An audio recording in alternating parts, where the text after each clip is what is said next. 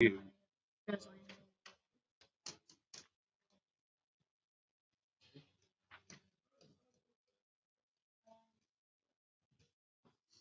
Hello. How's Kevin? Good. Good. It was.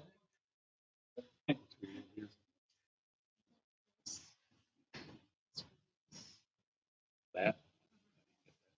Or did I? Is that it? Yes. There is. That. I just got a day. You don't care about the red color.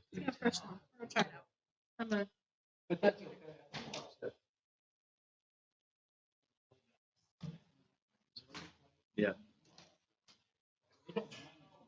Yeah. Yeah.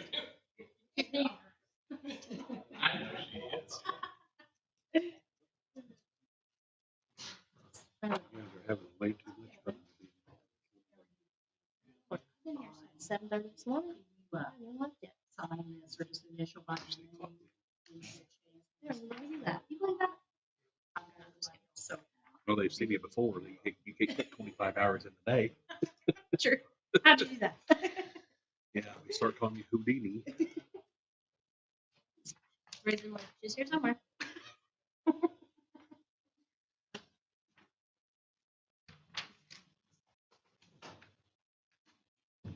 No, so many people before 3:35.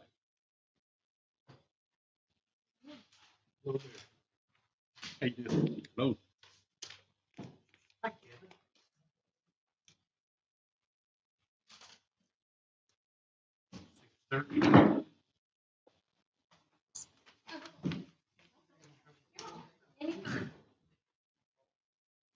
Do the same this time, in case we get too fast.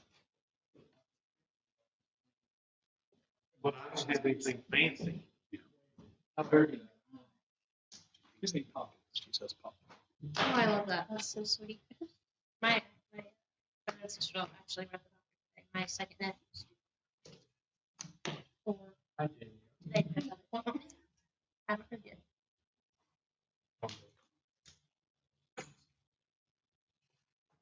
Prayer. Yeah. I'm really sitting outside. I can't hear you. He did say prayer. Oh, yeah. What? You used to say something like that for my grandma. Got in trouble for that a couple times. Okay, we'll go ahead and call the meeting to order 6:31 here, approaching 6:31. If you all stand, pledge allegiance and prayer. Mr. Baird.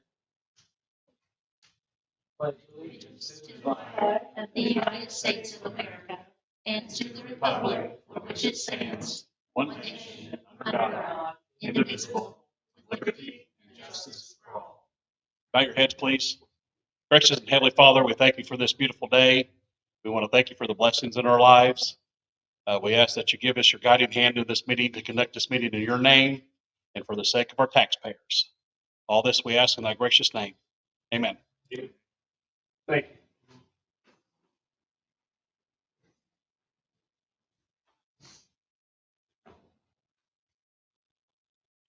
All right, I assume everyone's had a chance to review the minutes of the last meeting.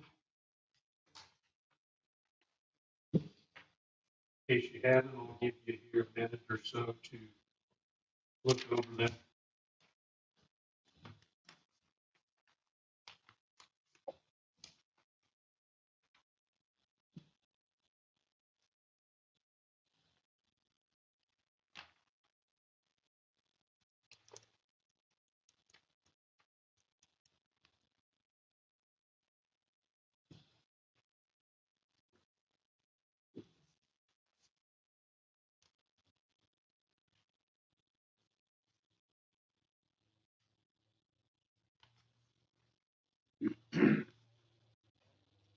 All right, this time I'd entertain a motion to approve the minutes of the January meeting. I make a motion to approve the minutes for the January meeting. I'll second. Thank you.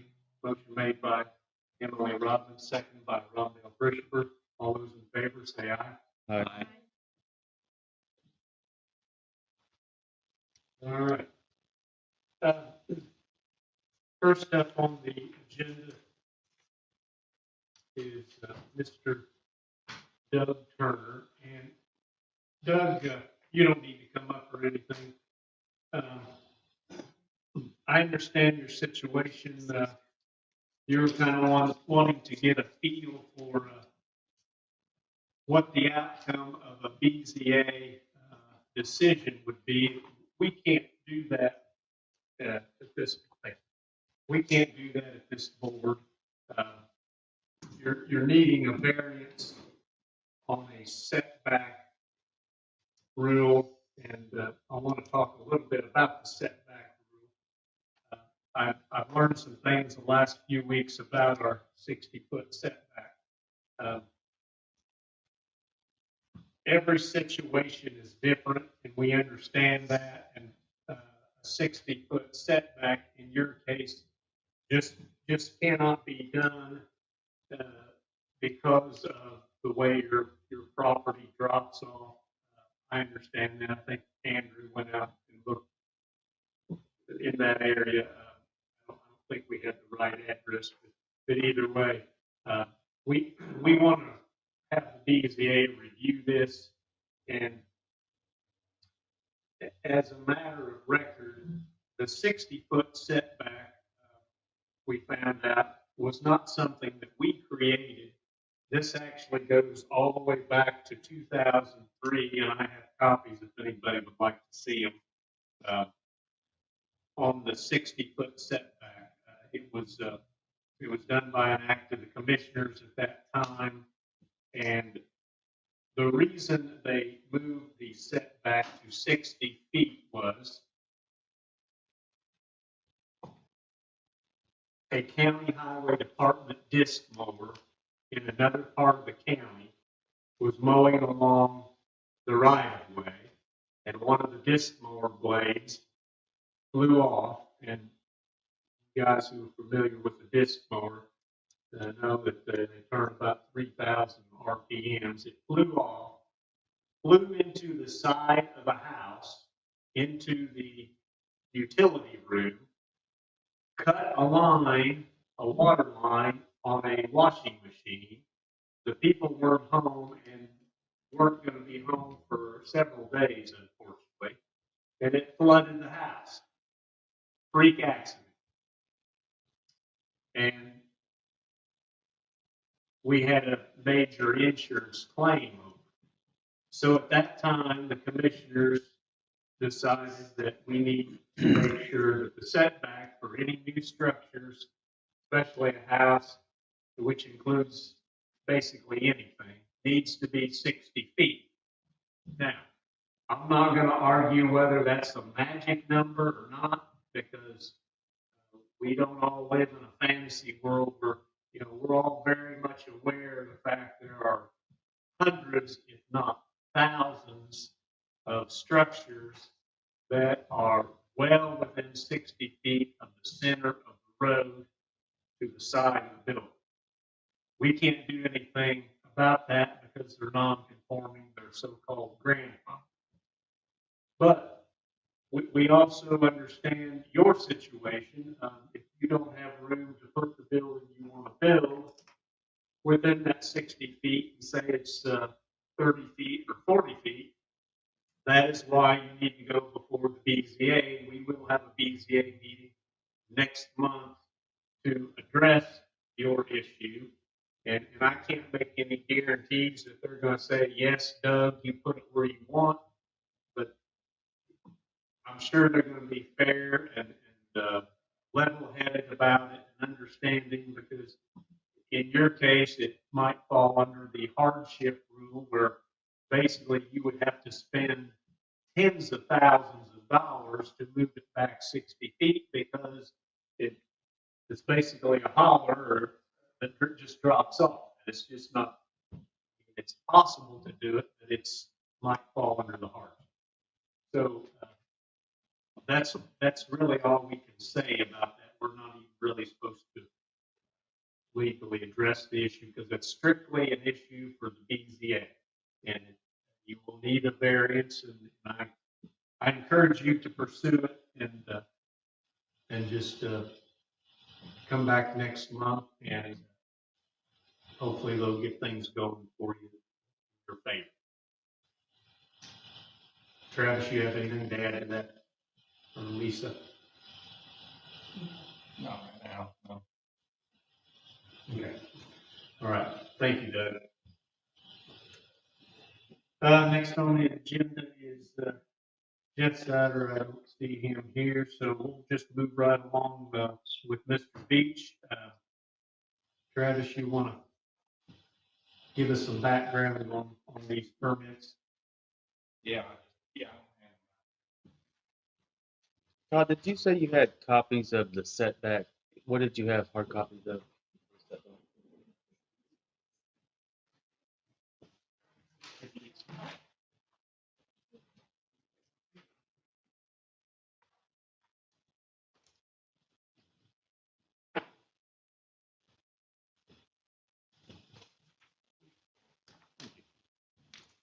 Thanks, sir.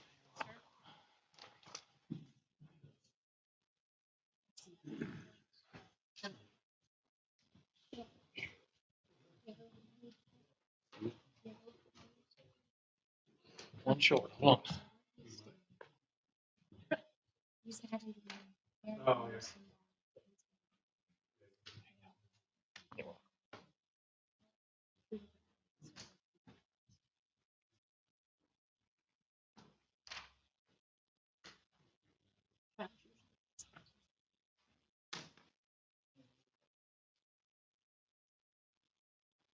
There'll be two permits here, two structures. First one, what I handed out there was the actual confined feeding permit. Just looked through it there. See if you see anything. We went through it. The only changes there that we made would have been there, section 2 operation details. It was down there, total number of structures and dimensions. There was just a correction there. And then on page 207, nearest off-site residence, that and neighboring property lines, there was just a slight adjustment of both of those. And then there'll be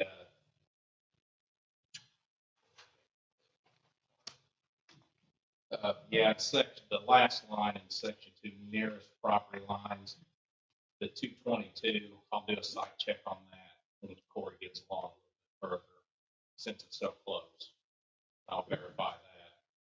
But for the rest of the pages, go ahead and check through everything. That's all I had. Total points, 300. And then you have this map there. And then it's proposed structure, the diagram. It's the two structures. It's the two at the top. And then we'll go over the second permit here in just a second. So go ahead and look through it. If you see anything, we'll discuss it. But as far as I know right now, it should go ahead and pass. But go ahead and if you see anything, address that time, I guess.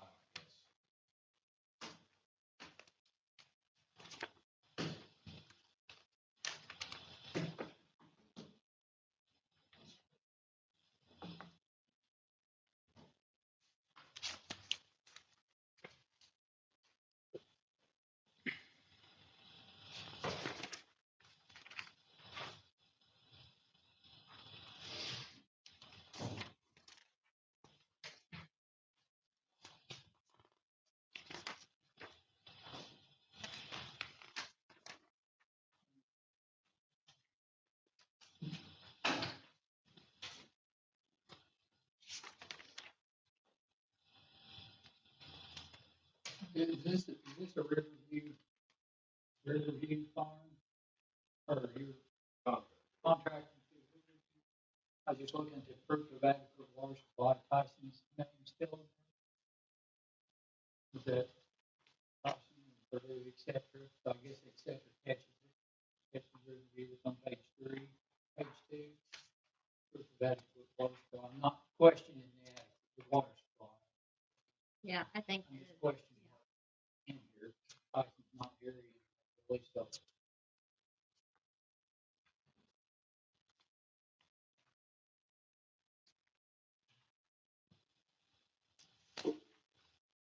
Where are we at? Where, Page 2. page 2? Additional documentation, proof of adequate water supply, a letter from the animal processor, Tyson, Purdue, et cetera. So I guess et cetera. That's just example. That's just. Yeah. example. Because he has the letter from his.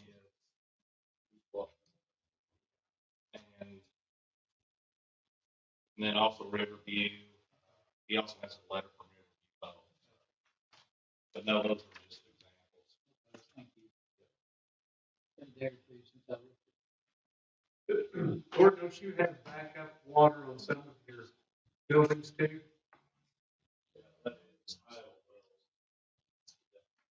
Okay, that's good.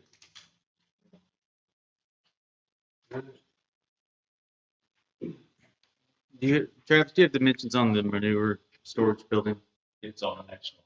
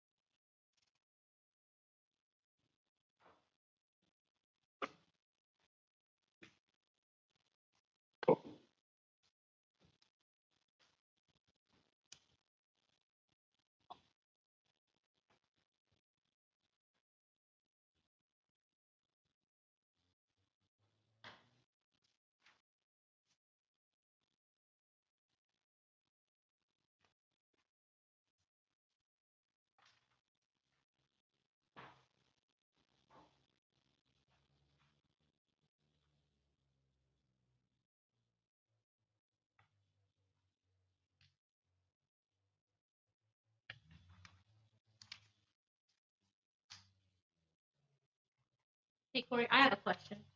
It's not really about this matter, but you said your backup water supply is a well. Does that, having like the confined feeding and stuff on your property with the well? Certain concerns like contaminating the well and things like that. We've talked about it this year a few times, this every brother. So it's pretty. Good. I was just wondering, we talked about it a couple of months and you just said brought it up. I just wanted to double check. Thanks.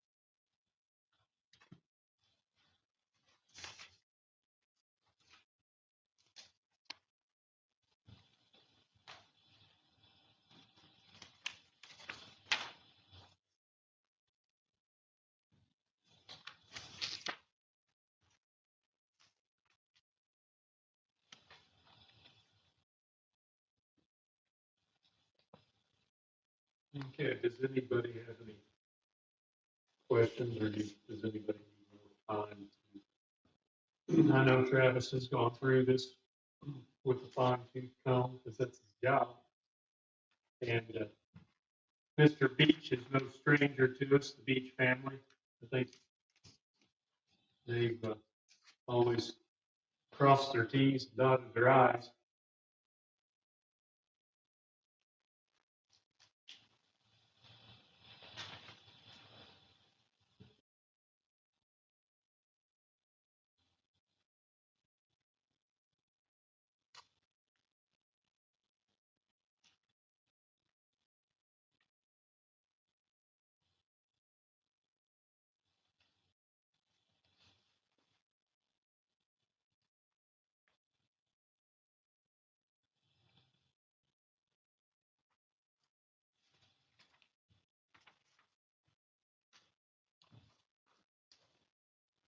I do have a question, Todd. Yeah. On the score sheet, under separation from house, public use facility, and church, I think the application says the nearest offsite residence is approximately 1,263 feet. And it was selected that at least the separation from house, public use facility, and church is at least 1,250 feet more than the required standard. And the required standard, I think, is 750. So it would have to be more than that, right? The math doesn't add up on that one for me.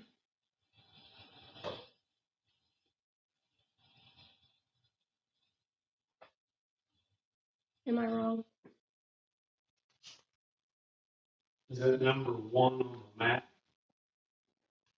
I'm sorry.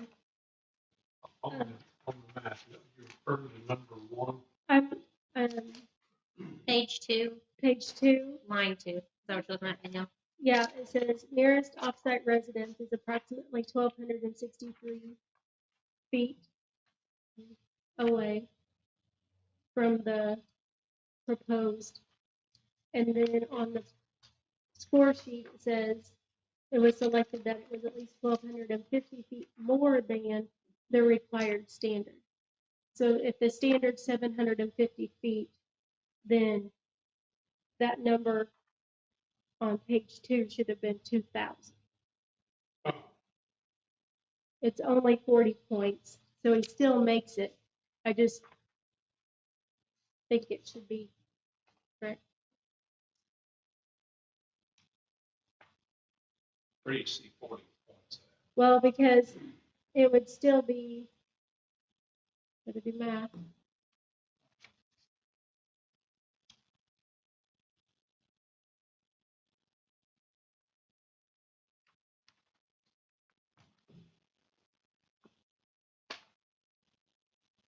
Oh, I did the math. If I did it correctly this time, he's at least 500 more feet than the required standard. So it would be 70 points there. So he still meets the total number of points he needs. So we need to pencil in 70 over there on the right-hand side where it says points received. I think so, but I want somebody else to double check and make sure that my logic and my math is correct.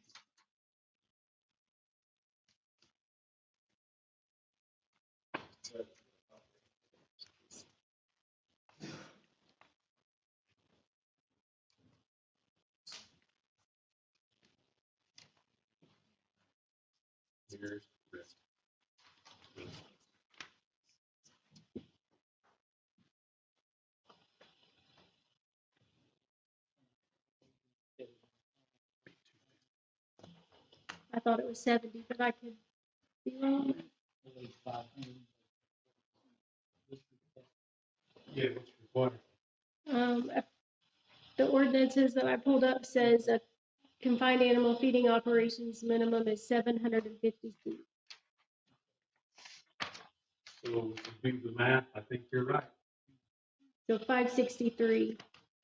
He only needs to be 750 and he's got enough points because he's got 1263. He's more than adequate. Yes, and he still exceeds 200, the total points that he needs. I just wanted it to be correct so that if there was ever a question.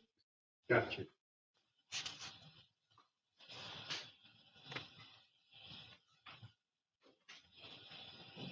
Corey, do you remember on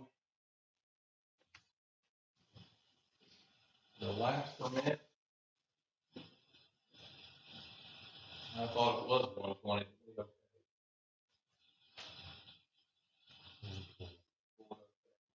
I know what you're saying, Danielle, but Does that make sense? yeah, I mean,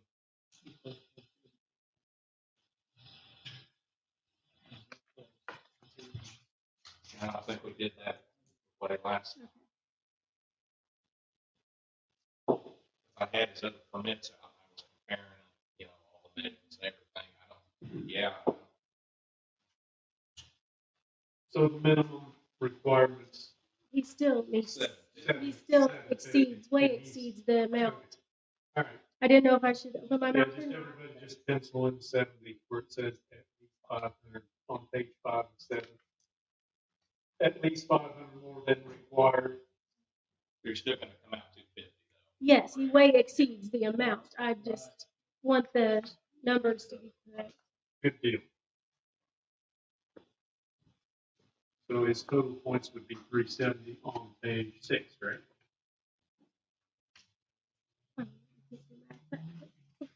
Oh, All right. yeah. I'm gonna double check the previous permits we looked at before, and I'll get this changed, but yeah, Well, it's still. 85. yeah, we know he's legal. Oh, yeah, he's way exceeds. Okay. So the 120 comes off as well. When it says at least 150 toward the bottom of the form, that 120 comes off the points as well. Right.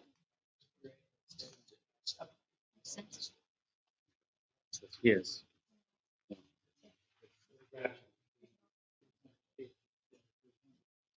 Correct. Okay. Yeah.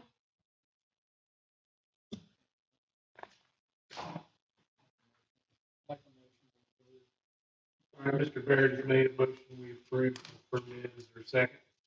Second. Second by Daniel Walker. All those in favor, say aye. Aye. Aye. All right.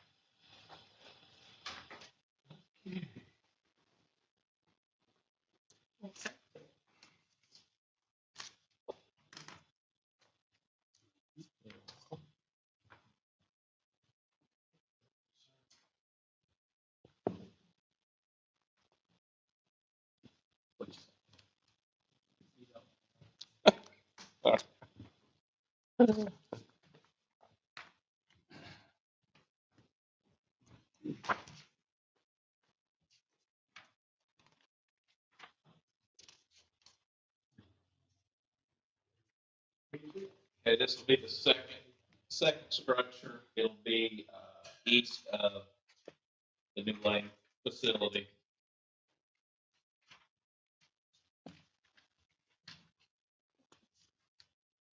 This is a manure storage facility, which we all love, right? That we do compost.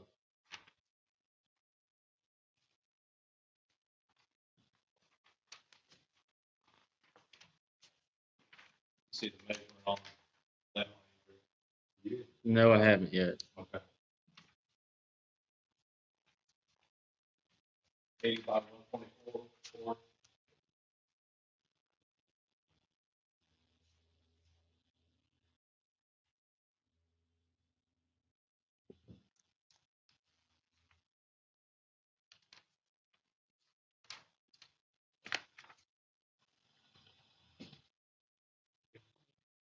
This permit here is quite a bit. Percent for previous one.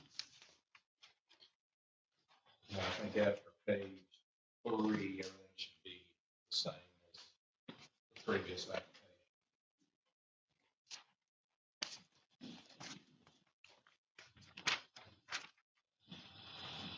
Setback numbers will vary a little bit.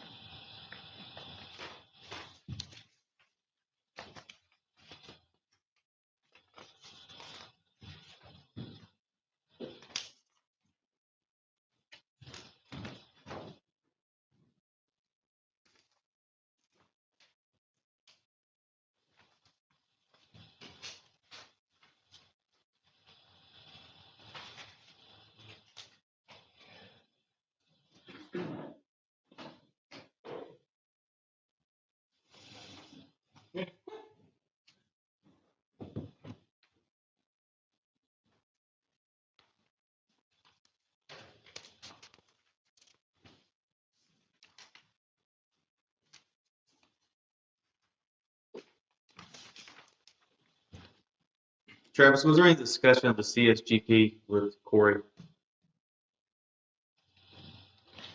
Uh, I- Yeah, I think Courtney talked to him about that a little bit, discussed I did. What did you say? The CSGP is, you've not checked, and it requires a, earth disturbance of an acre or more. The state requires an additional permit. I see your two buildings add up to, what, 37,000 square feet? Is that right?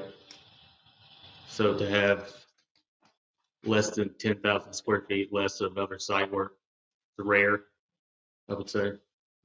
So just something to think about. I don't know if that would hold up this permit, but it would be something the state is interested in.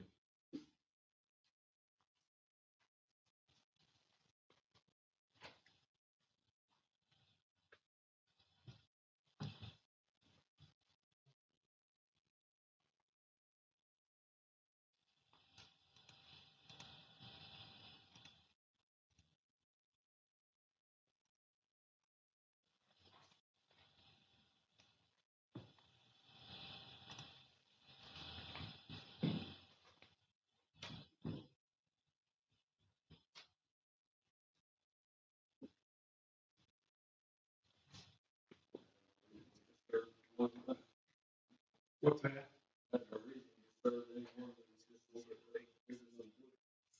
Yeah.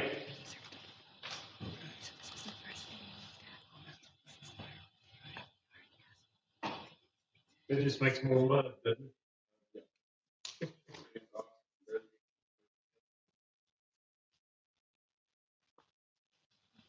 I got a question. Okay. How would you figure that then? Just about the application. If you got one application, Yeah. So dimensions. it's just estimates. So he's right if his estimates are under. But I mean, the state will inspect the site and at that point measure for to concern, measure actual disturbance, and if you're in violation at that point, you just have to catch up with your CSGP coverage. So he's right. It's just by your estimate. Yeah.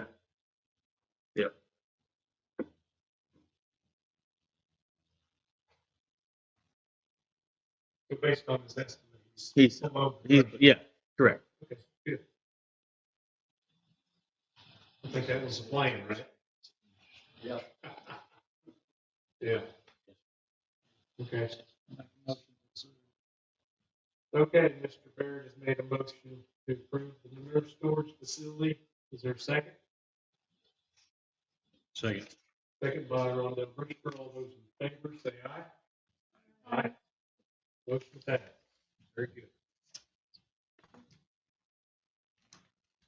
Suggestion, you might keep an eye on that. Square footage on the building sites. So you might make a motion, take note that you may need to keep an eye on the disturbed area. If you go over an acre, then that really throws you into. Oh, yeah. Then down to.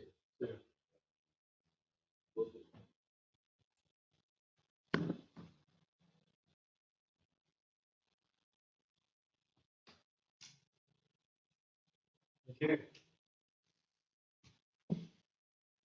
Thank you, Mr. Beach. Yep. Now you got to go back to work tomorrow, right? Appreciate it. You like it?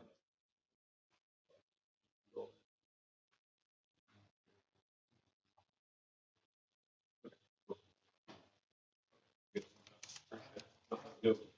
Thank you. Thank you. Okay, Travis, do you have anything? Yeah, I heard a few things here.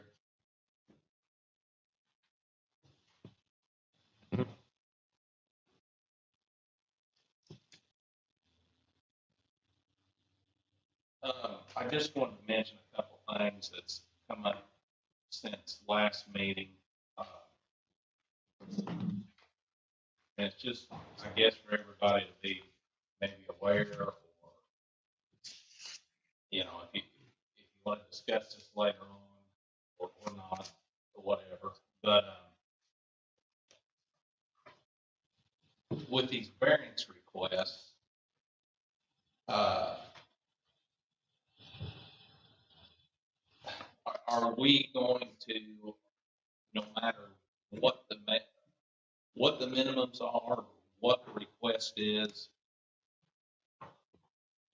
we have these rules, setback numbers, distances, driveways, acreage minimums. Um, So no matter what the request is, if, say this, like a setback is 60 feet. If someone comes in and, said, well, it's, 10 feet, are we still going to go ahead and hear these variances? Or are we going to just set a standard, where, this is the rule, because we're going to have a lot of these coming up. I can just see it, already. We're going to have quite a few variance hearings. So, I don't know. It's just going through my mind, and when these variance hearings come up, some of these properties, I think, when they come into the hearing, or if a person has bought a piece of property, it may have been, finally sold, let's say, and then the person, I'm not going to say has a valid request, but, they bought the property, maybe the property doesn't lie, correctly, and they're going to have to do, extra work on their property to get their structure on that. Well, maybe I've told 3 people in front of that, they called, asked what the rules were before they, purchased the property. You tell them, what the rules are, the setbacks, the driveways, the acreage, and it doesn't meet that. Well, okay, fine, we're going to move on and get, this property, so on and so forth. But then finally it sells, and then, like buyer number 3 comes, he buys the property. Well, the same rules are applying, but these other 3 folks have moved along, and now you've got a variance hearing for the same exact problem.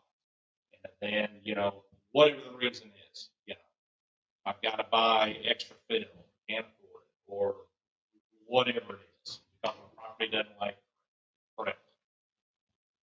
And then those are going to go into hearings like that, and then if they get passed, what about these other people that I've already turned, not that I've turned them away, but, so that's kind of a question that's, entering in my mind a little bit. And I don't know if it's all that fair or not.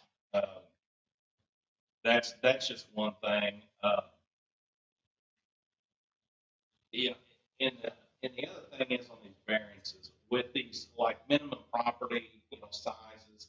If we get into variances where we're okaying, minimum size that doesn't meet the standards, and we're okaying these properties, it's going to kind of cause a little bit of a snowball because if the properties are too small, what are the driveway standards going to be? Where is the health department going to fall in this? Where depends the shape of the property. Where's the house going to sit?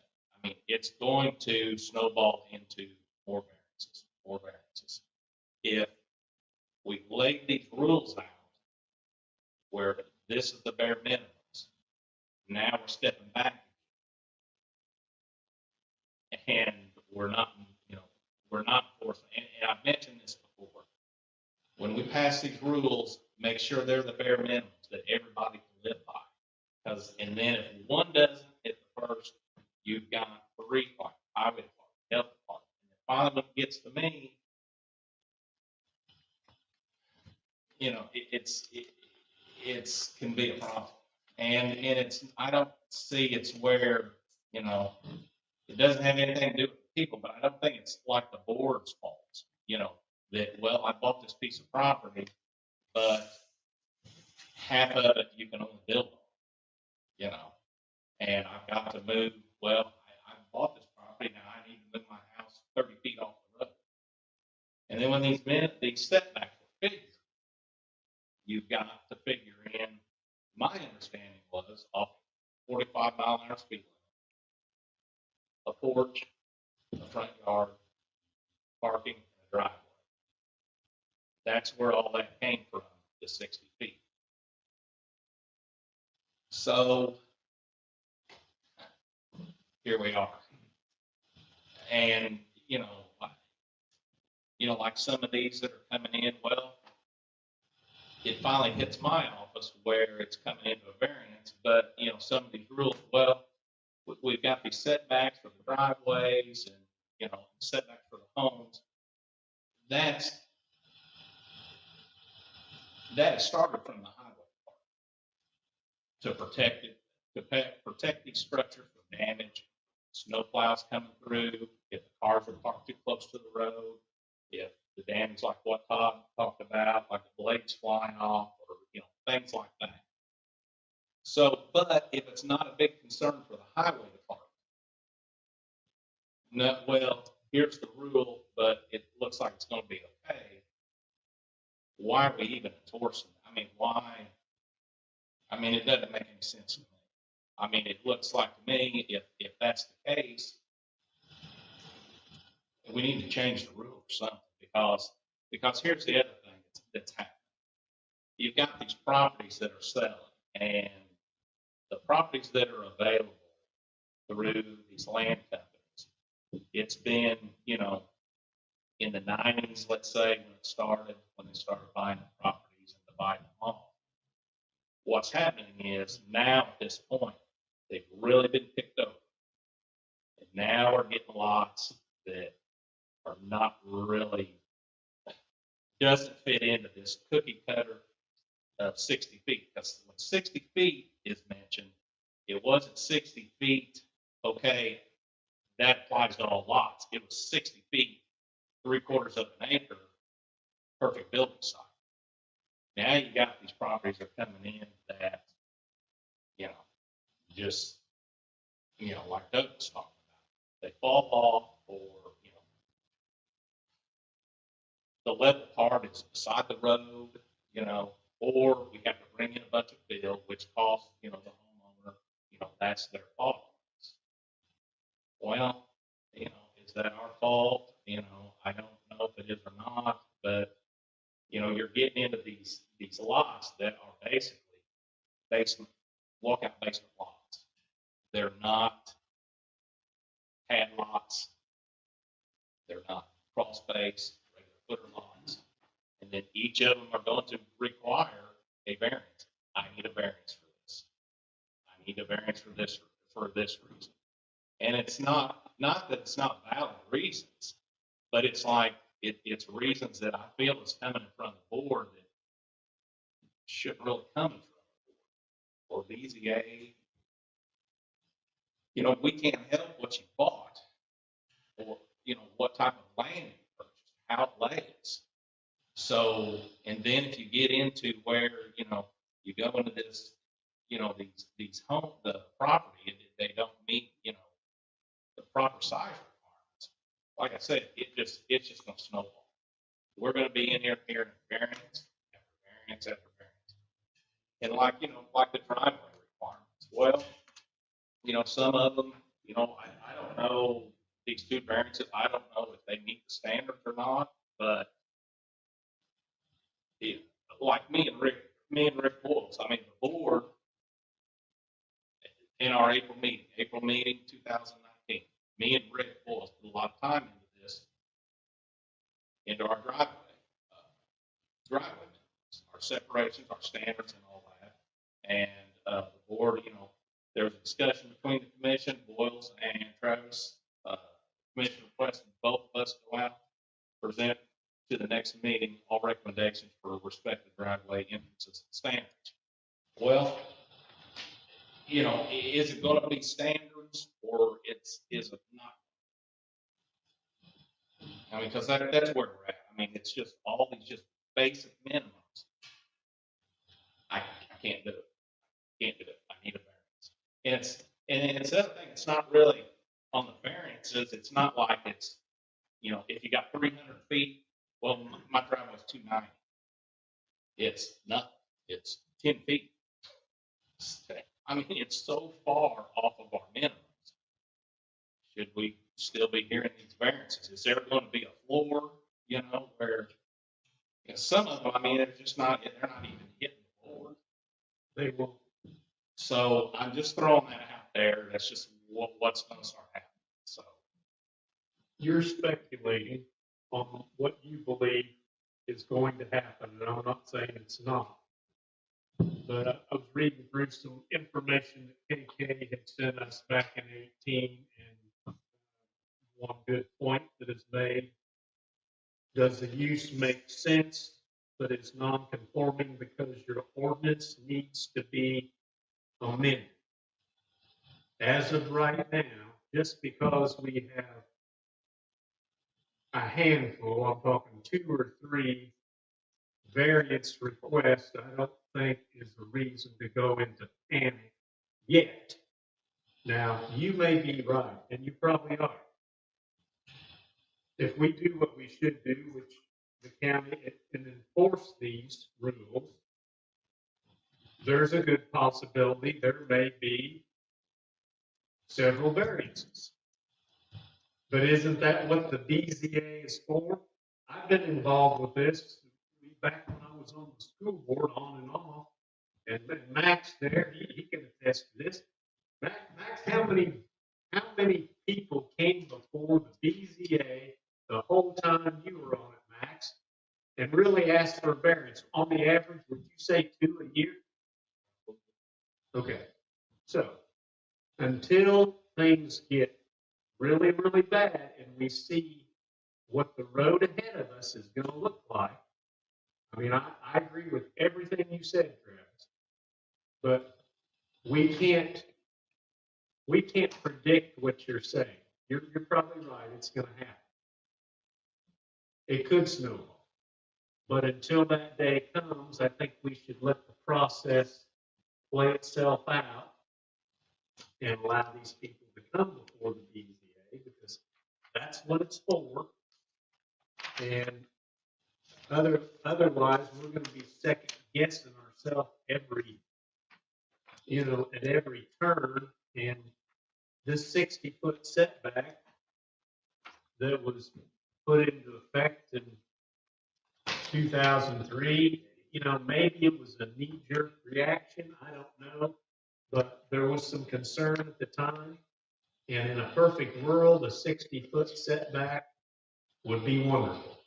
But we all know it's probably not attainable because we've got so many that are already so close to the road. And in some cases where there are no major traffic issues or line of sight issues, in one gentleman's case, it's on a dead-end road. That's the whole purpose of a variance. And it's really to keep in check the rules we have on the books and really to test them. And that will soon tell us whether this 60-foot setback over time is the right distance or not. We're going to test, kind of like the law, Lisa, the way I look at it. And I'd like to get your thoughts on this too. Well, I think, Travis, you mentioned 3 concerns. One of them was a prospective buyer comes to you and asks about whether or not that lot meets muster for what it's going to do.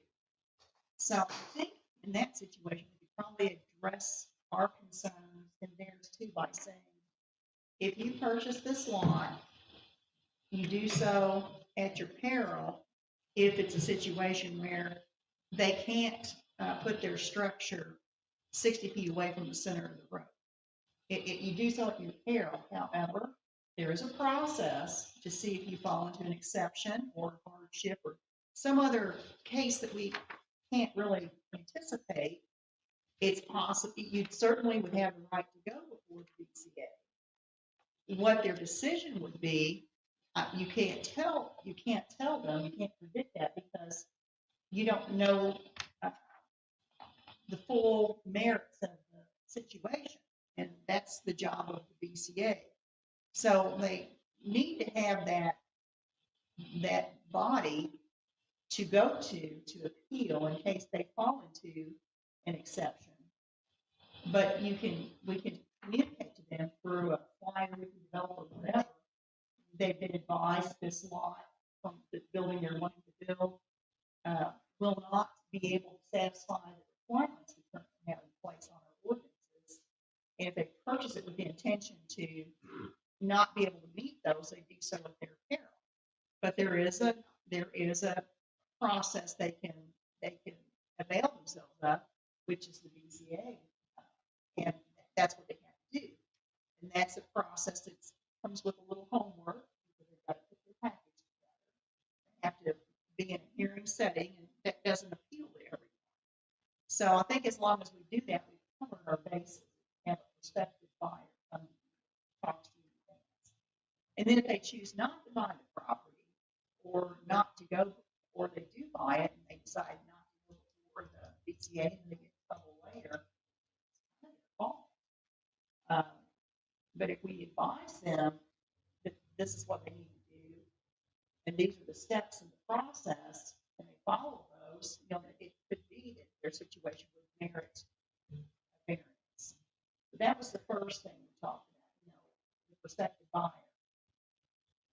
The second issue we talked about was concern that we would have a lot of them. And I just can't imagine if thoughtful decisions are made, which I believe they will be by the BZA, that there will be a run on variances. I think that after a few people go through the process, I would anticipate, and they see the decisions because some may get approved and some may not. Some people may decide that it's not worth the trouble to do that. Like this one gentleman that was here earlier, he wanted to address it before this commission, but not take it to the BZA. So I think there are some ways we can address your concern. I think it's important to think about what's the reason for having setback. You mentioned one reason, but there are a lot more reasons other than safety. A big one that comes to my mind from a planning perspective is growth. We will see a lot of growth in parts of this county in our lifetimes. We will. And it's very expensive to develop and grow if you get into a habit of not following the rules, because there's often a need to widen roads.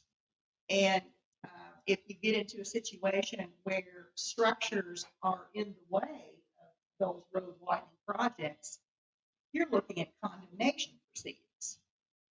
And that is a lot of money for the taxpayers of this county. It stops projects in their tracks, it delays them for sometimes many years, and it costs a lot of money.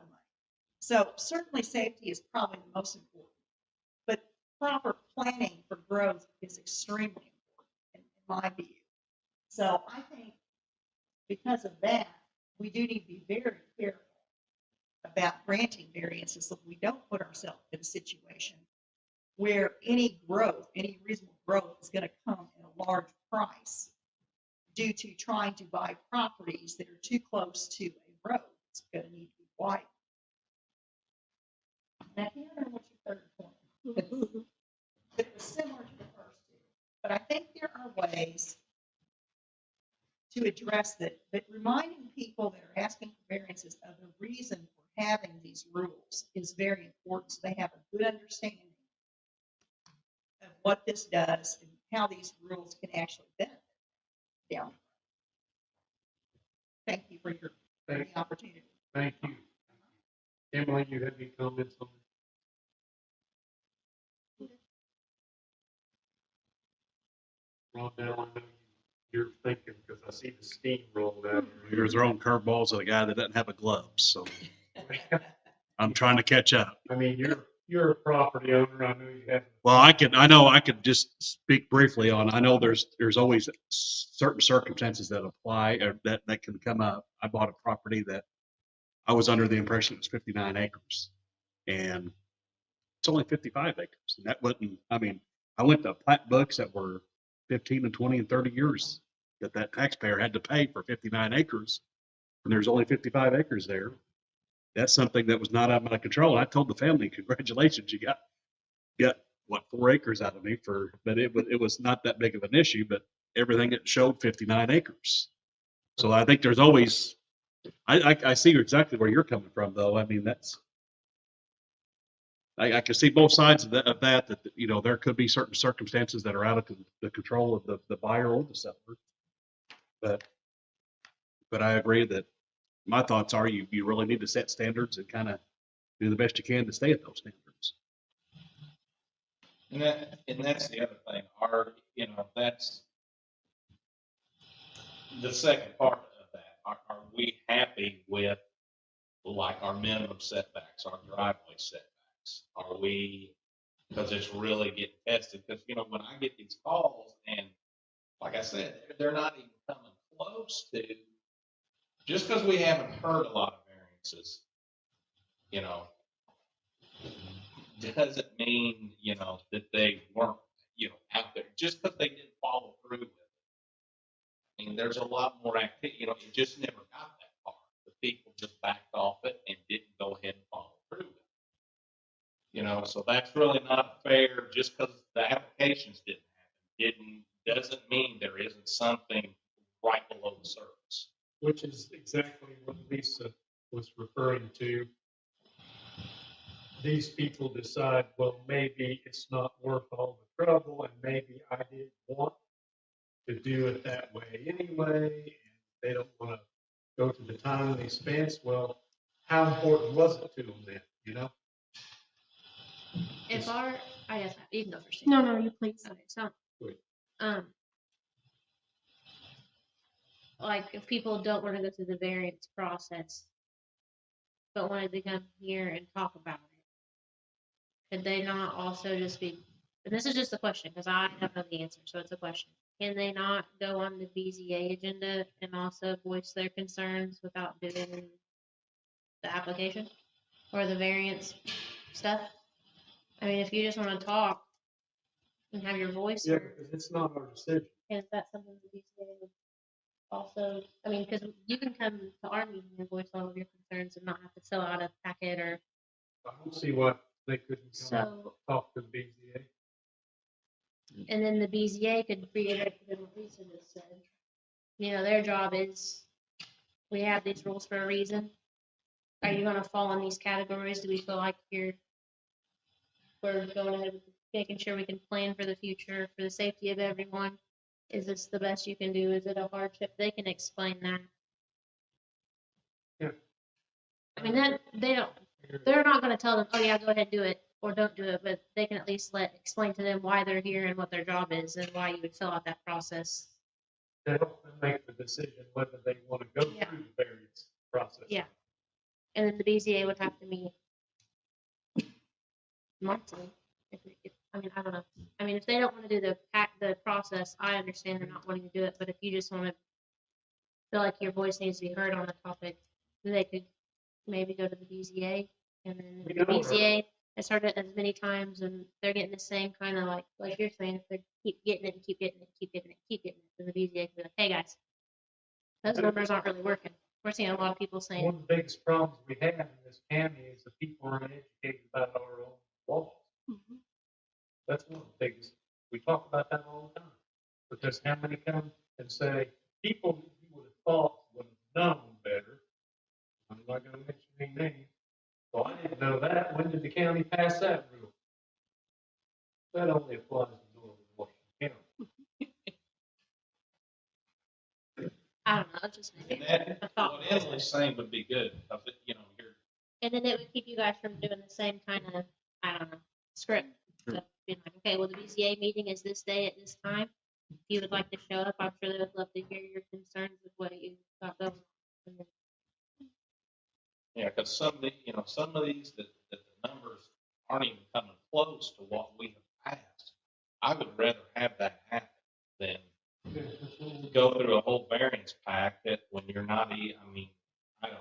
That's just my opinion. And Some then of that gives these, them time to hear it, go home, think about it, and then if they still want to do it, then here's your process that you need to hit on. Coming back before the board. Well, I think that if there are a lot of calls to the office and there aren't a lot of people coming here or to the BZA even to question or to ask for variance, then that means that your office is doing a good job of educating people about what the rules are and what and why, and then they're making the decision that we're not going to do this because it doesn't meet those standards. So Yeah, it's not appealing to me. so it's not yeah, and so if they're willing to go through the process, then of course we want to hear it, but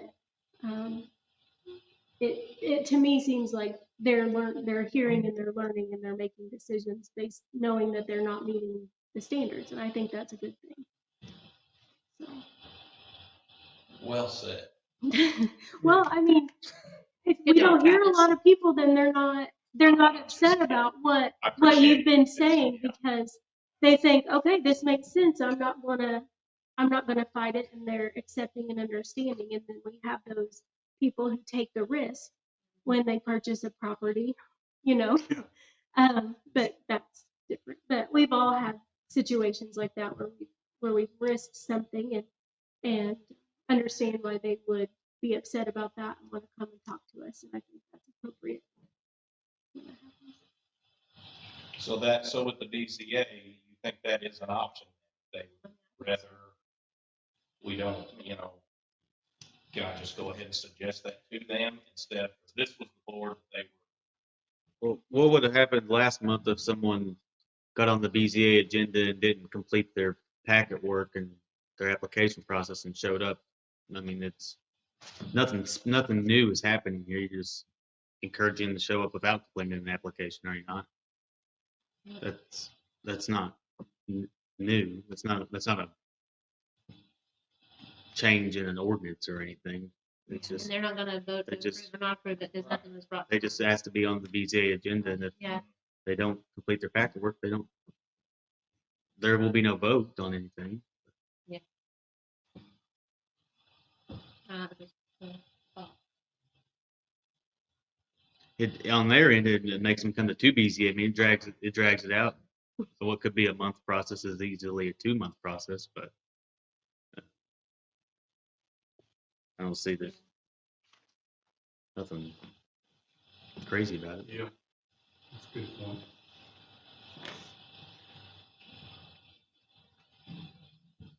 But I also know that working in my office, just for an example, sometimes people just want to be heard by the person that they want to talk to. I mean, Yeah. I don't know, more of just a face to the why it's a rule kind of thing. Maybe. Like, well, I was told I couldn't do it, but I just wanted to know here why I can't. Well, here's why you can't. Not that you can't. Here's why we suggested not, because these are our setbacks, and this is why we had them. Kind of like you're saying, if Travis is already doing that, and they're like, that's what I heard, so I guess that's just kind of. Way it is. And if they don't like it, you're in front of line. I think that's a good solution to, that's a Yeah. lot of that goes on. If they don't like what you have to say, they can hear it again from the BZA and then decide, like you're saying, that would be 1 month and then. I kind of tend to agree with Andrew a little bit. I don't really think you're gonna get that many people who know they need a variance come to an initial meeting educate themselves. Although they're free to do it, they're free to ask the BZA questions that they get on the agenda before they decide if they need a variance. I don't think you get that many want to take that extra step to educate themselves before, but they might. But the option's there. I mean, they're more than welcome to come if they don't understand how it works. As long as we offer it, or the BZA offers it, there's no harm in that, I guess.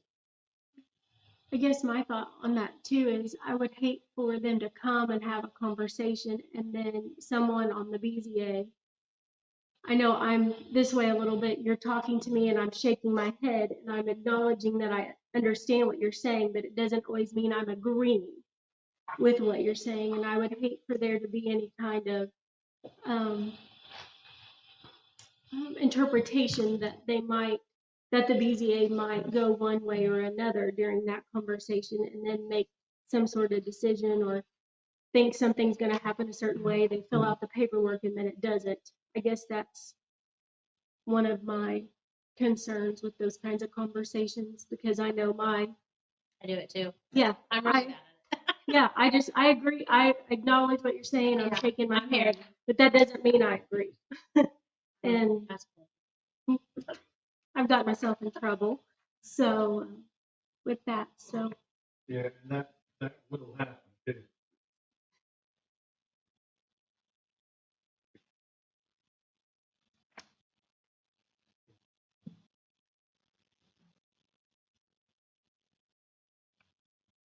Well, the door's always open, they can come get on the agenda, so.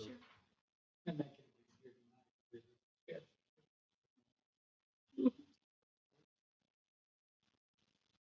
Yeah, it's true. Right.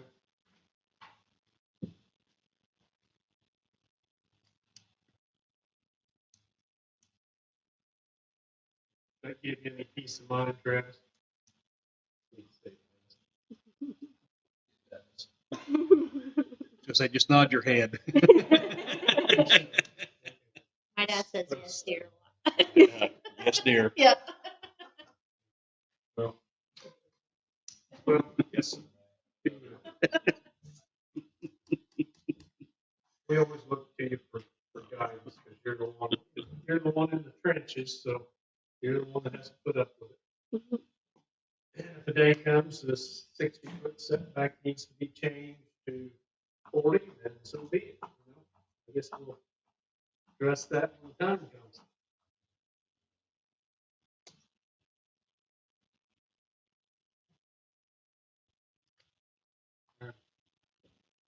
If that discussion's over, there's one thing I want to mention. We got some, I think Emily was aware of it. We got some good news here a week or two ago. We belong to this regional development authority. There's 5 counties, and we submitted all these applications for programs throughout the county. The cities presented several, and they recognize the fact that we have the need to update our comprehensive plan document, which has not been updated for several years. And it is a requirement, kind of contingent upon whether we get these grants or not. So they were generous enough, the lady who runs the RDA, Floyd County, I'm sorry, Floyd County, Dana Huber, he's the president, and she suggested that Washington County sign up for a grant, which they passed. It's not 100% thing yet, but just an application process, something to the tune of, I think it was $50,000 to help update our comprehensive plan, which would include all these documents that we've been working on for what's been years now. And, I think it's time we move forward there's gonna be some public input, and we're gonna try to get, half a dozen people in the community from different walks of life to participate in it. And have a series of meetings, probably 2 a month, for the next 2 or 3 months to hammer this out and present them with our plan, the plan for the future, a vision, if you will, and part of that will be all this that we've been working on the plan commission for these years. So I'm hopeful that by the end of the year, that this will be a chapter that is complete.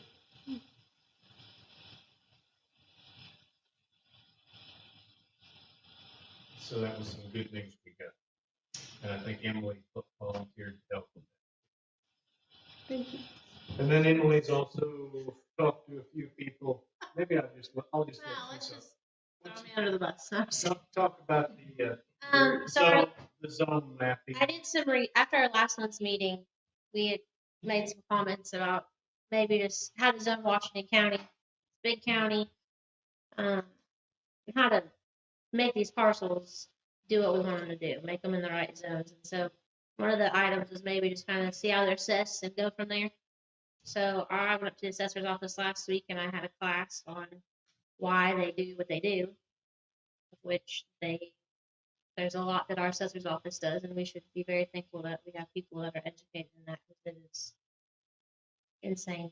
So it really doesn't seem, to me, it's an opinion, that we should follow that. We shouldn't, I don't think we should automatically just make it quick, whatever the assessor's office has, that's what we're going for. One, what they're assessing them as isn't even the same zones that we have. They have like, their categories go on for days. They have like, it's kind of like college classes. You have your 100 levels and there's like 10 100 levels, and then you go up from there. So they're not like, you could have a business and you could have a business and you're going to be assessed one way and you're going to be assessed different. It's just, they assess them off of use. So if you have a business in your home, you move, when everything goes out of it, you're still a home. So you're a residence. But is that how we want to zone it? If we know it's a business, are we going to zone it as a home? So like that area, like we always say out on 56, Dollar General, Casey's, Continental, all that stuff. Those are all businesses. Everyone's assessed at a different level in those levels that they have. So we wouldn't be able to just match it. There's also a thing that I learned, acreage wise affects how you're assessed. So like, not always, and this is just what I remember, so don't go to the assessor's office and tell them Emily said that you're doing it wrong. 10 acres or more, if I own my house and I'm on 10 acres, it's a residence, but it could throw it into an agricultural assessment because you're at 10 acres. If I own my property at 2 acres and I own the property next to me at 8 acres, they're both under me, my name, I both own them, they're touching, that could throw it into ag. So those subdivisions that we talk about, people have all these subdivisions and they don't even know they're subdivisions because they're farm ground. Technically, they're platted subdivisions in the county. At some point, the planning commission has approved them. We've got them platted out into 29 lots. If you buy that whole subdivision and you never vacated or did anything with it, that you would own all that, it could throw it into ag ground, whereas actually you're residential. That would be zoned as a residential area because it's a subdivision. So we're gonna have to do more research into. It's gonna be a process, I think, unless I don't know what else to do. I did some digging, and they also have exempt. Can be assessed as exempt, so we don't have that category. So I don't know where those would fall for us, but I did some digging into it. You all can also, like we said with the BZA, you all can go home and do all your own research and call the assessor's office and ask, and you might have a different opinion on it, and that's okay, but it might end up being more work. I don't know how to go about it. I just question, how do you treat anything existing from the day we start. Can't blanket something as a residential area if there's already business in it. They have to be grandfathered into the zone that, they have to get grandfathered in the zone that our Yep. ordinances are gonna apply to them. Put 'em in. Um, And I did And ask so if I how think- we zone it affects your assessment. Like if we were to zone it as a business, would they change their assessment to a business? And they made like, my understanding was kind of like a no.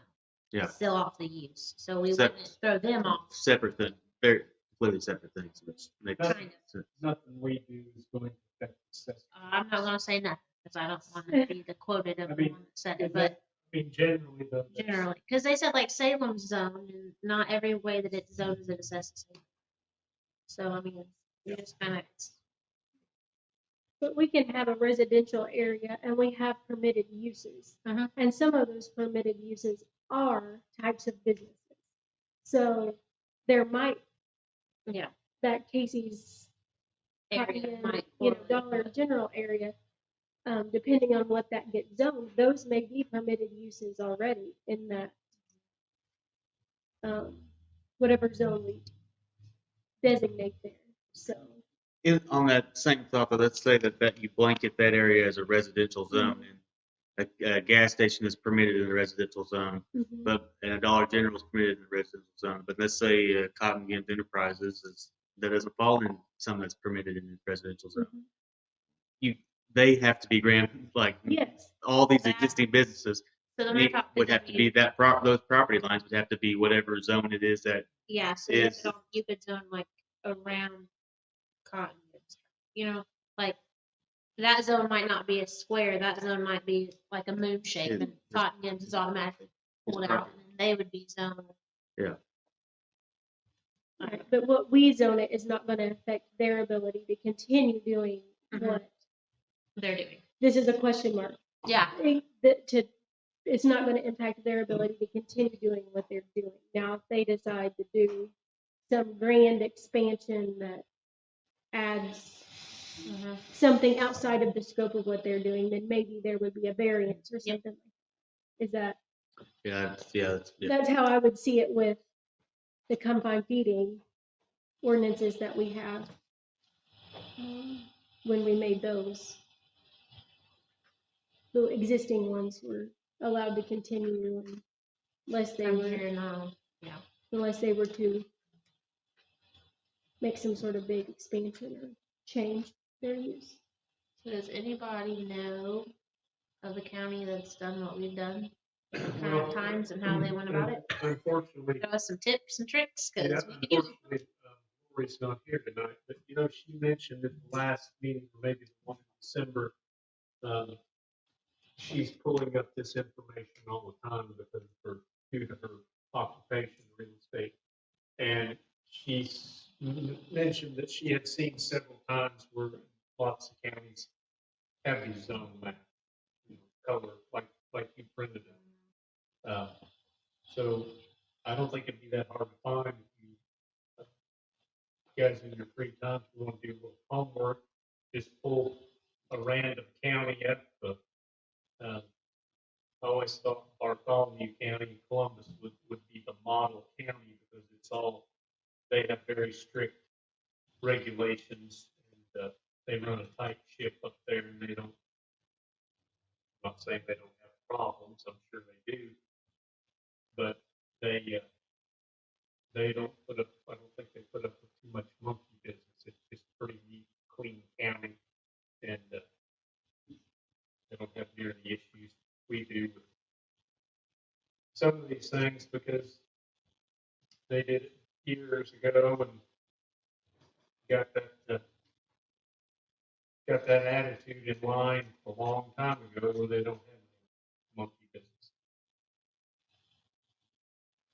But I encourage you all, that would be some of your homework, get a chance to pull it up. You can probably pick any county and just get some ideas so we can move forward, because that's the last step in this process, is getting this zone map finished so we can close the book on this.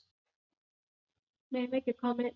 Yes. So I just opened it up on my computer, but the old comprehensive plan, which it's been a while, one of the maps that they have on there is future land use map. Right. And it has, I can't see it very well, but, it's got commercial, industrial, rural residential, prime ag, and it's already all colored up in general areas. So maybe with the new comprehensive plan, we can, I don't know how this one differs from that, but Well, I'm sure there'll be some changes. 'Cause I Sure. think it's 2010. it would be nice if we had. We can see if we're following that so far. Maybe. um,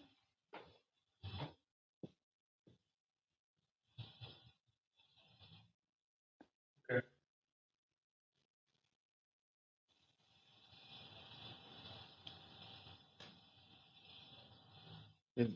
I guess I could see her map there. And these are big blanketed areas.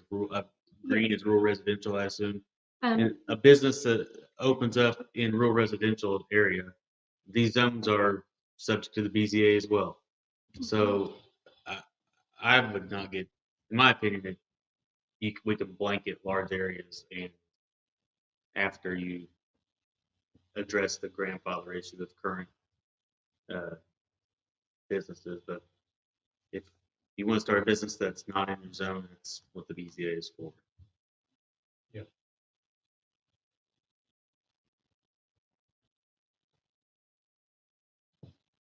Okay. Is there anything else on that subject?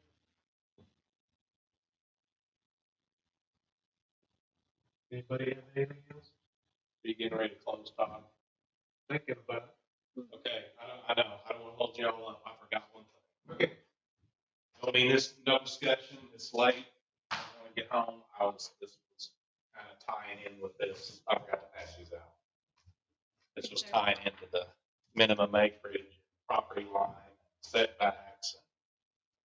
I just want to get rid of these, look at these real quick, I'll just make a quick comment and get out of here. it. Yes.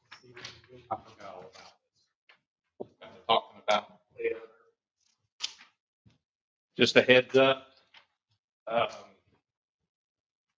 Just use Corey Beach's permit as just an example. We're doing these permits and, he's doing his setbacks the way they're supposed to be. Run through the permit, get it approved. But if you've got these existing confined feeding operations, we're passing Corey's, and by the end of the month, you could easily turn around and sell, or like one of these is being sold, just carving out just enough to go around the buildings. If I say the word again, I'll say it, and then the next owner buys it, we need a variance. Because we can't. Because they're not meeting the setback already. You're getting back into, the minimum acreage, and so. I thought we talked about this the last time and we decided that maybe we didn't vote on it, but just because somebody wants to sell off their poultry buildings, they still have requirements. If they start chunking off pieces of their farm, they need to know that there are still setback requirements, and we can stop the sale. Just like this one you got on page 2. Well, you can't do that. But the problem is, where do you catch it at? How do you stop it? You can't catch it till it's too late, can you? Once it gets to the courthouse, you've already spent your money and paid off on it. Now it's supposed to Does it not have to be surveyed? Right there, that's the only place you can catch it. I don't want to start an argument, because Travis said this was going to just be a quick property, but you don't have to have property surveyed. Well, I know. So there's the kicker. I've been fighting that one for at least 7 years. 9 acres instead That's of how 55. Rosedale bought 55. Yeah, I didn't get it surveyed. Didn't think I had to. We need an ordinance that says requiring, especially with confined feeding operations, and maybe That's where I'm saying there's different factors in all of this. That's I can see that, that changes the game. I think that if you're going to sell something off of your parcel, I think it's a very smart idea. Strongly encourage that you have it surveyed so that there's no question of where your property line is. I go one step further. And there should also be on there, for example, confined feeding, that they give them an adequate amount, whatever that amount would be, because I don't know, around these properties. 'Cause even if you do, like the setback for a barn is 200 feet from the property line. So from the barn, go out 200 feet, we met it all the way around. You want to put it in the manure shed. Well, we done kick that out, so 200 feet might not be the number, because you're not gonna, if you sell them just 200 feet, they can't stand, which is on the owner and the buyer and seller, but still, you just said manure sheds are very encouraged and strongly liked, so. We gotta figure out a way to catch this before it happens, and I don't know how to do it. I don't know. I thought about this a lot, actually. And wouldn't you think, and this is just a thought, because I have never want to put in a confined feeding of any kind, but wouldn't you think that, like, we'll say Riverview, because that's just the name that was here, would want their facility that you're contracted through to meet the setback? Yeah. So should we contact those? I don't know what I'm looking for. Tyson and Riverview and Producer. producers. Your subdivision control ordinance is that the definition of a subdivision dividing any piece of property in one or more property in one or more required to come in front of the zoning board to be subdivided. In which case you have a say over whether they can cut 10 feet around each side of the building or whether they have to be not creating a non-conforming use as they divide the ground off. I thought it was the third one that triggers it. The third defeat. That would pop it Now, into a it's in here, subdivision. your definition says any division creating two or more parcels is a subdivision. The other section is from exempt subdivisions, where they have a maximum of two from the one parcel. Yeah, I think you go look at your subdivision code. yeah, that's right. That's your exempt part, but the non-exempt has to come to this board. And they can't put up that ground without coming to this board, but they've been doing it a month. A lot of property's been cut off without being turn one parcel into two or more. So it's on you, Emily, and this board to catch it, right? Okay, so I catch it in my office, it comes in as a split, and I send it back to the title company with a letter that says, you all need to go to the planning commission. I'm not arguing, I'm just saying. Yeah. Kind of like Travis is speculating, we send correction letters to people all the time. Hey, this isn't meeting it right. You bought off of Kevin, as an example. Money, you've already, by the time it gets to me, Too late. as a document that's been signed as a deed, get it over, money's already changed hands. I'm not saying I can't send it back. I'm saying that money's already swapped hands before they're not coming to us saying, hey, this is what we're doing. Can I do this? They're already doing it. Kind of like Travis. Right. I don't want to say we're in the same boat, but I understand what Max is also saying. But so No way to do it. I can stop it from getting recorded. Train's already left the station. Trains already left. Yeah, I talked to Emily about, it's the same example, except, in the housing part. They've got this parcel of ground that they bought. Okay, they went through the permit process, whatever, the house is built. They come in, carve out just enough to go around maybe the septic field and the house.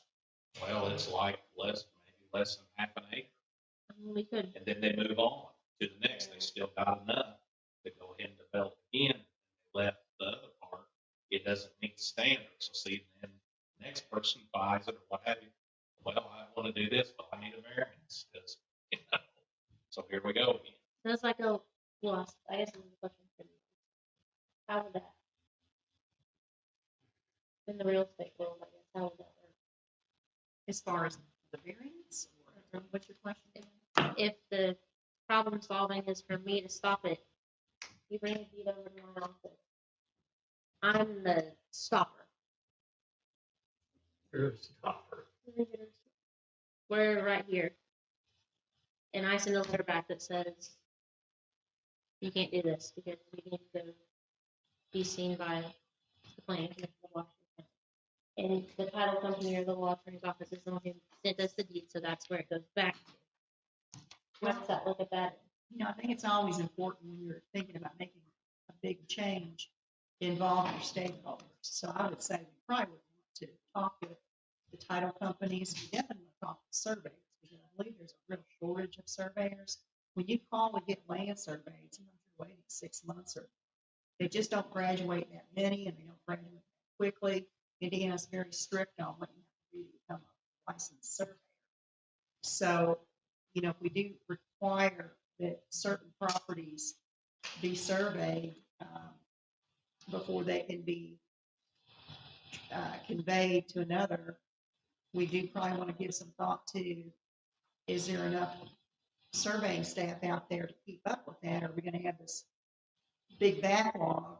Maybe we consider certain properties be required to be surveyed, not all, but certainly find out from those in the field, our stakeholders, how it would affect them, and get some input from them so we can go forward in an educated manner, I think.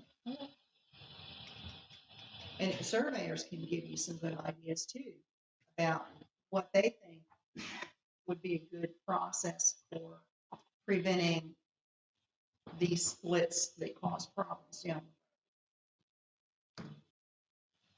Use the word education there a moment ago. And I think it goes back to, if I'm gonna borrow money to buy this facility,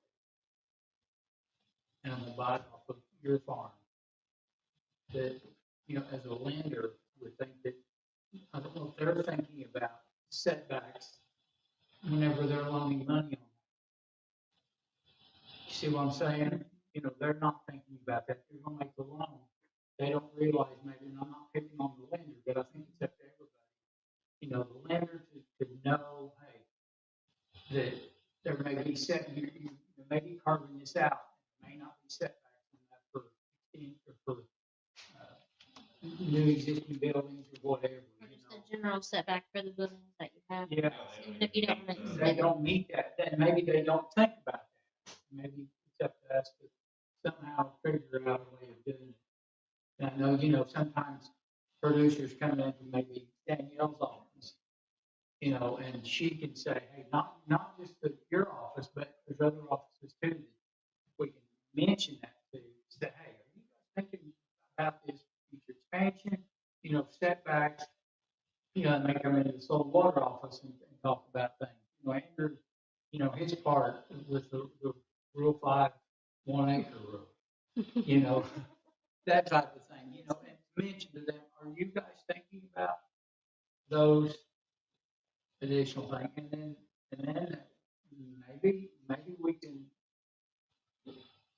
give them more to think about, because I know what they're thinking about is, I buy this operation, I can turn over this amount of money,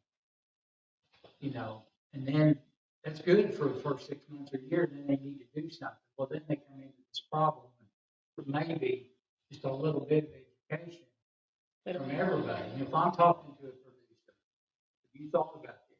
You talking to a producer at some point, you need to think about this. You choose to go ahead that way, well, you know what? Well, you just have to figure it out, I guess. But as a group, I don't know how. I know there's a lot of newsletters and that type of thing that come out from county offices. What if they say that whatever, that you need to think about that. When a confined feeding operation changes hands, doesn't the new owner have to be permitted through the state of Indiana? No, that's a good question. Depending on the size, yes. If it requires a CAPA. If it's if it is if it's the size that it's required to be permitted by IDEM, then the new owner would also have to be permitted by IDEM. Be a way to get. Don't they have, won't they have to, would you assume that somebody buying a confined feeding operation facility would make sure that they could be permitted through the state before they bought the property, or do they think about that? Do they do that after they buy? I would think that they would make sure that they could maintain, that they would be able to maintain the facility. Now, I don't know that IDEM is gonna come in and say, Washington County says. yeah, Washington County setbacks are these, and I don't know how much they're gonna do on that. But yes, they should be going to IDEM and making sure that. There's got to be a way to catch this. So when we catch things like, I wanna build a house, I have to go get a building permit, right? And then if I don't get that building permit and you catch me, then I have issues that I have to take care of before I can continue building, right? So I guess what I don't know is, can we make some sort of permitting process for subdividing in the county where they have to come to us and request that? I feel like that would be a way to start the process at least, but I don't know who does that. I don't know how It's that the works. timing of the permits, confined feeding or regular residential, they do what they need to do. You know, not that they're trying not to do it, but, you know, and then it's just after the fact, Right. you know, but I don't know, but after, I mean, how do you get that to? Well, no, we don't have, what do we got? Close to 20, a little over 20 confined feeding operations between the hogs and the poultry. What if you just sent a mailer out that stated, that we might have to pass the county ordinance or something that states that they are required to not submit an application, but give notice to the county if they are planning on subdividing their confined feeding operation. And if you had that document in the very beginning of the whole process and they were aware of it when a new one was built, then they would already automatically know that if they ever wanted to sell off just their buildings and maybe just a few hundred feet around them, if that's what they were thinking, that they have to notify the county first to check the setback. Would that not work? Can I say something else for mine? I feel like this might play into effect. We have, and I don't know if you all want to come in and look at them, but our county, normally when a deed comes in, we read the legal in my office, we're looking at literally white paper with black lines drawn. We have our GIS map, but when they first come in, we have these massive white maps. They're not drawn on there with barns. We don't know that Todd Ewing's selling his barns.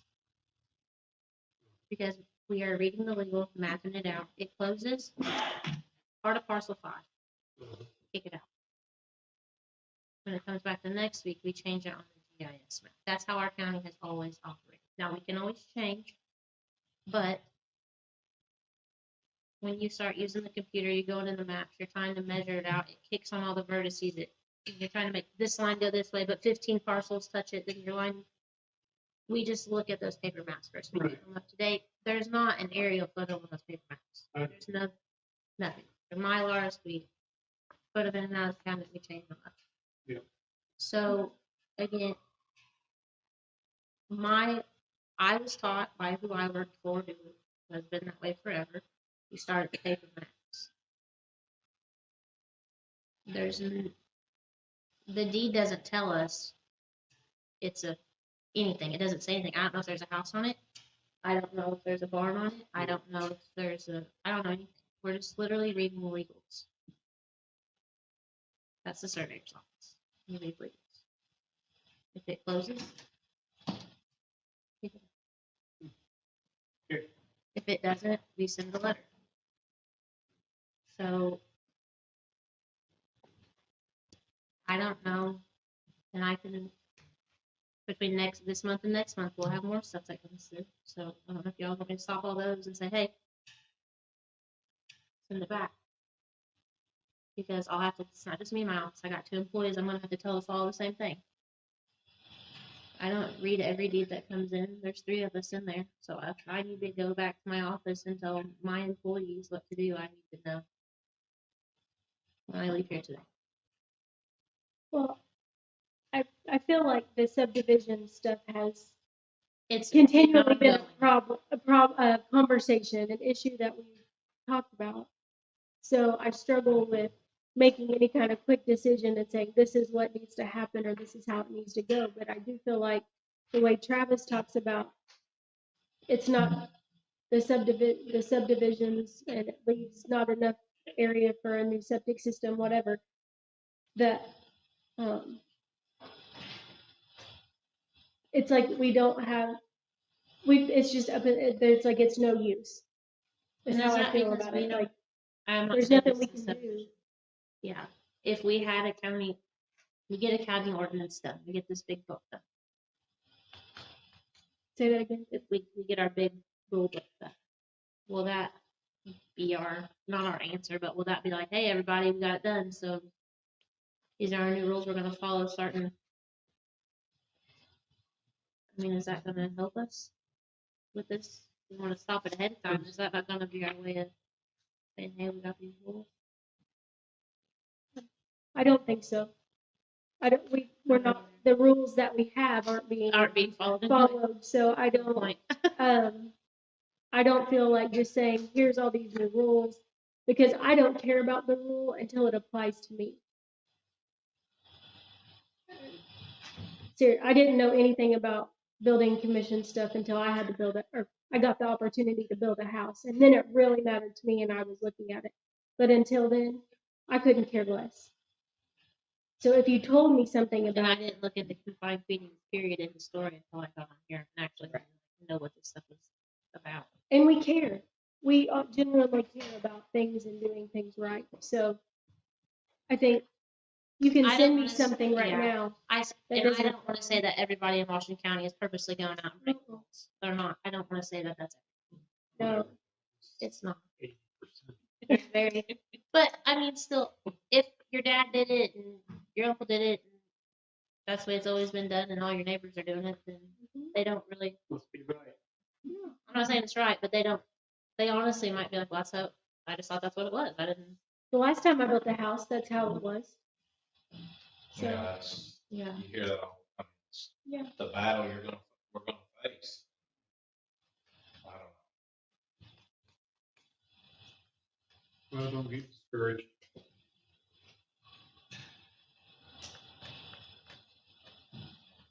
All right, it's past the 8 o'clock witching hour.